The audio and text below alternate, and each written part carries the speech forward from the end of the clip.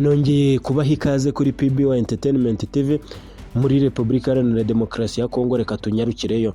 Ihuriro rishya rya Kabila rigiye gutangira igikorwa gikomeye cya diplomasi kuri leta ya Kinshasa.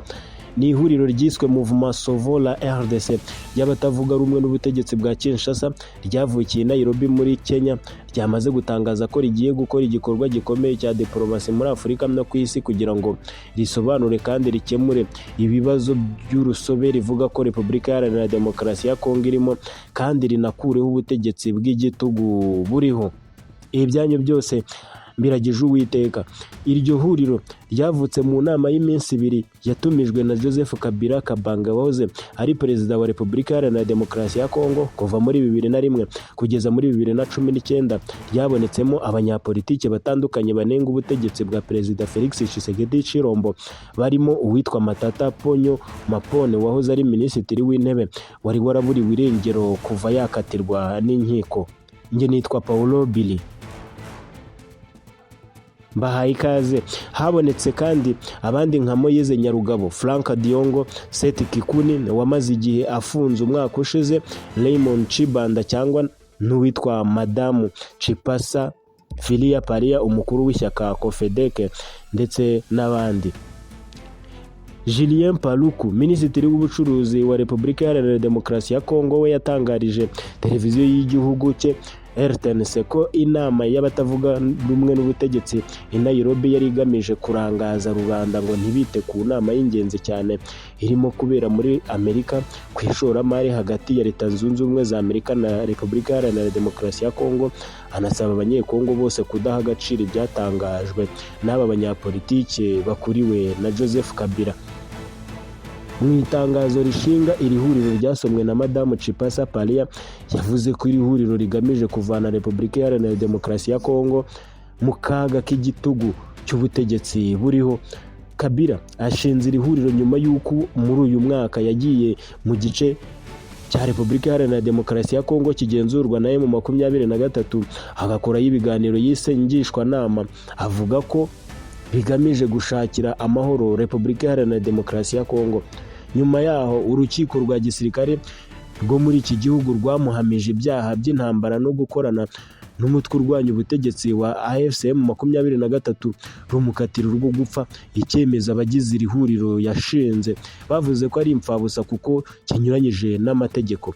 Ubusanzwe Joseph Kabila asanzwe ari umusenateri ubuzima bwe bwose nyuma yo kuva ku butegetsi nk'uko itegeko nshinga rya Repubulika Iharanira Demokarasi ya Kongo ribivuga, ariko ubwo bubasha yabwambuwe n'inteko ishinga amategeko bimaze gutorerwa nibwo yatangiye gukurikiranwa n'urukiko rwa gisirikare muri iki gihugu.